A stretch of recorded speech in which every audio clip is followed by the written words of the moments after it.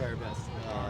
Fred, we saw the trailers right now for Sprint that's coming out. You're obviously one of the featured athletes. What are you most looking forward to, and what should the fans expect with this new series that's coming out on Netflix? I feel like they're going to sport a brand for ourselves in the future of the athletes that come behind us. What are you hoping the athletes that come in the future gain from this? More sponsorship, more knowledge about our sport. You talk about the business of track and field. What got you really interested in making sure that you're not just an athlete first, but business first, and focusing in on the compensation coming in? At the end of the day, sports end, and what do you got after sports? How's your recent training been, and how are you kind of working with the group in LA? Training's going good, working great with the group in LA. Can't complain. On to the next one. How you feeling about 100, 200? I know you're going to do both, but are you feeling confident in both? I'm always feel confident. That's just I won't get into the nature of competing if I don't feel confident in my ability. And this year, you haven't run a 400 yet, and you're kind of taking it looks like a little bit of a different approach than past years, you say, and what do you think we're about to see now that you're going to get unleashed a little bit? Well, it's just more about the technical side of the 100. I don't want my form to break the last 10, 20 meters of the race. So it's all about the technique of the 100. Hey, whoever hold it best and hold their speed down the longest win the race. You saw a hot race in Jamaica, kind of the first one of the year, 2 9/8s in there. You're assessing your competition. Are you exactly where you want to be, and you think you can blow that time away? I don't think I really pay attention to my competitors. It's all about me and my lane.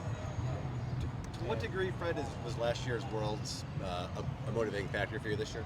I feel like last year competing in Budapest was definitely a motivator. I know what I left on the table. Fred, I guess what did Coach see in practice that gave the green light to race this weekend? Because I guess you were supposed to race in Europe, or what was that? I was supposed to race in Rio, but Coach talked. So whatever happened at Coach's table, stayed at the Coach's table. So I talked to Wade and Reem. They said since how competitive their groups is, practice is almost they know where they're at just based on going against their guys. You kind of have that feeling. I definitely know where I'm at. Yeah, so you're Yeah, I definitely know where I'm at. So you go into this. What are you trying to get out of this place? I definitely know where I'm at. Yeah, I appreciate that. You mentioned you put it out on social media. Hey, world record next time we're hitting the track in the 100. What are you feeling in practice that you're yeah, I'm confident that a big time can come around? Times in training, technique, everything. So what are those technical aspects you're working on? Oh, you had to be in training to see what my coaching that I saw. Okay. You mentioned you have a desire to see more compensation for track and field athletes. Do you feel like inflation in the U.S. the past year has made things really hard for these Team USA athletes to compete and train for their sport and focus? I feel like if I was from a different country, I'd be living like a king.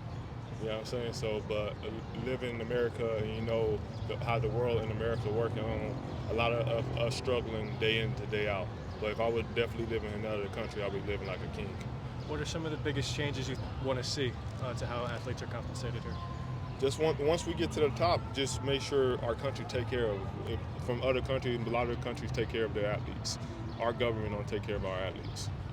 What did you think about this Ultimate World Championships, 150,000 prize, that sort of thing? I don't think I'll actually dig into that yet, so don't worry about me. But just more opportunities always good. There's definitely more opportunity for the athletes.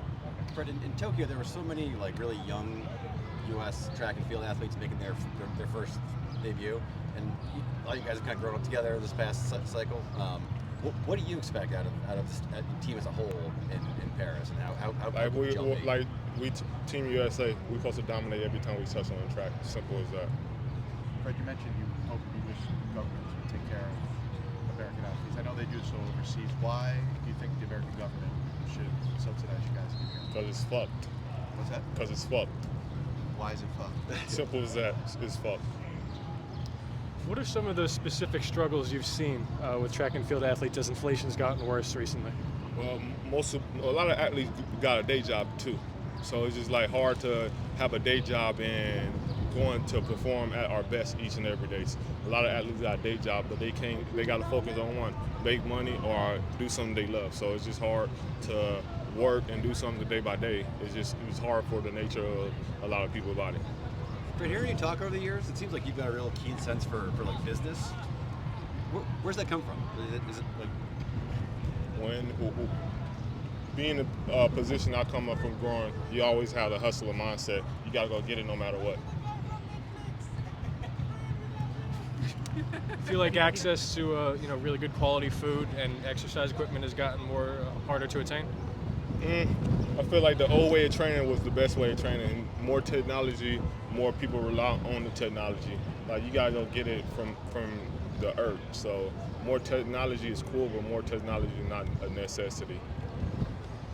You mentioned on your recent podcast with USATF of being on the 4x4. Not sure if you want to be involved in that. If some individuals are there, is that still something that you want to do? Pursue being in the 4x4 at the Olympics? It was necessarily, back to your question, it was necessarily not about the people being on the relay. It's the nature about somebody disrespect me. If I feel disrespect, I'm gonna disrespect you. Simple as that.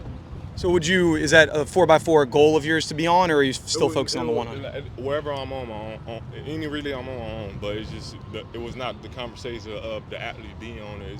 It's one, the relay coaches, to be exact, had something to say about me, so I let my truth be told. Which coach was that? I let my truth be told. If you know, you know. Okay, any more questions? Just to be clear, what did he say that got you upset? That coach. If he was there, he was there. Okay, thank you guys.